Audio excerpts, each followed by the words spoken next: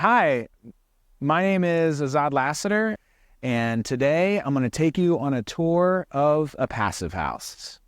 You might be asking yourself, what is a passive house?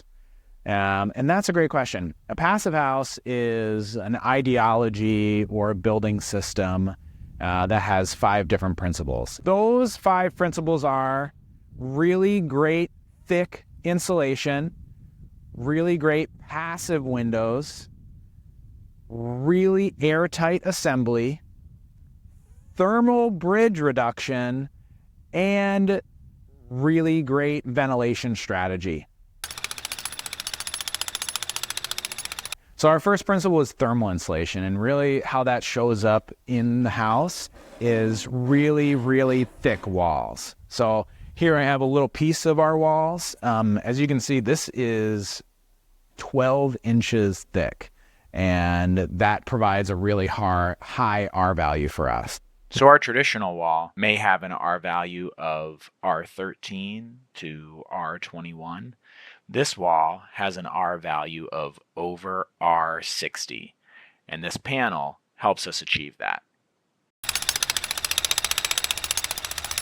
Thermal bridging. The idea behind thermal bridging is that we are wrapping this entire house in insulation so that none of the cold or heat from the outside can come through in a less insulated area. And the structurally insulated panel that we just showed you helps, among other products, helps wrap this thing entirely in insulation. One of the really great aspects of passive housing is passive housing windows, or the need for really, really great windows. And so a lot of the passive windows are triple pane windows, and they're also just really airtight. The entire window really thermally has a really great R value, and is really airtight.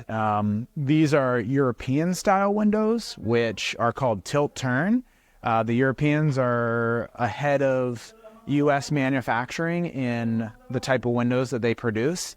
And they operate a little bit differently. They open like this. That's the turn.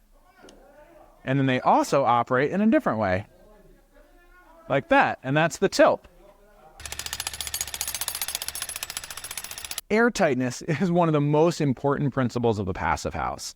When we talk about a leaky house, a leaky old house, this is what we're talking about. Losing energy through little cracks and crevices in your building envelope. That's not what we want. And so in my house, for example, I lose so much air through the windows, through the cracks, under, everywhere. And Passive House is specifically designed to be super, super airtight.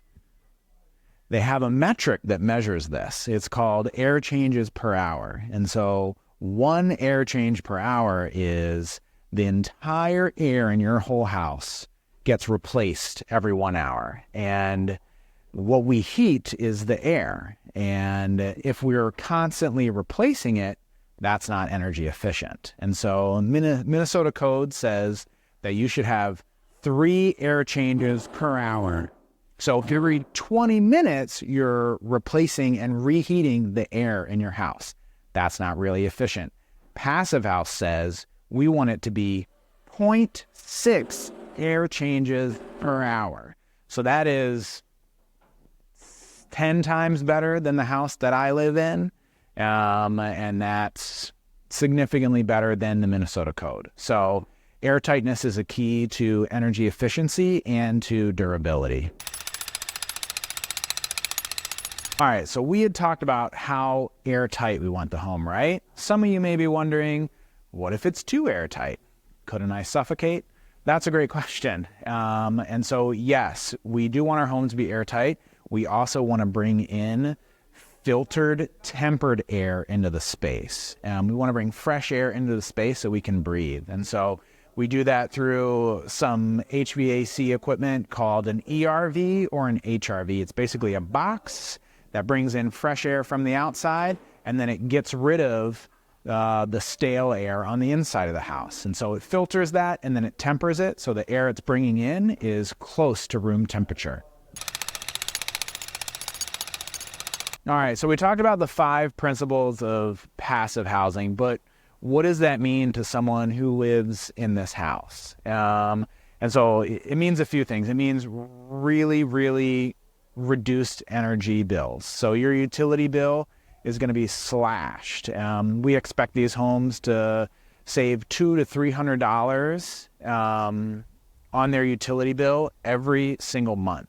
And that does not include the solar panels that we hope to put on these houses, which would cut the utility bill completely to zero for electricity. All of that really wraps up to a really low total cost of ownership. When we talk about a mortgage, we always think, affordable housing, like it's not just the mortgage. As we just kind of saw here, like we can reduce the utility bills so much that it makes a huge impact in the monthly budget of anyone. And we really think that the passive housing is going to do great things for the total cost of ownership and reducing that total cost of ownership and providing an even more affordable home than was possible before.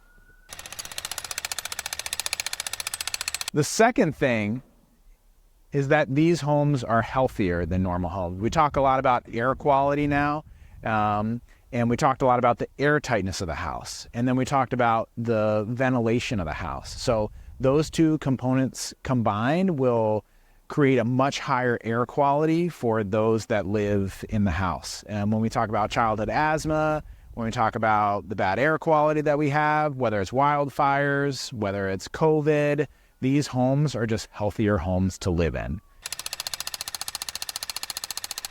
The last part we didn't really talk about is our community. How does this affect the broader community? If we continue to build houses and consume energy the way we have, that is not good for our climate. Passive housing and net zero housing is the future in protecting our climate and our community for the future. And so we feel like if we continue to build these houses this way and more people catch on, that we can work on our climate goals. If you want to learn more about passive housing, head on over to anywhere you get your podcasts. We've got a great podcast out that goes really in depth into passive housing. If you're interested in supporting this work, you can hit us up at urbanhomeworks.org/donate. Thanks so much for coming on this tour of the Passive House. Maybe we can get you to come to an in-person tour later this summer. Thanks a lot.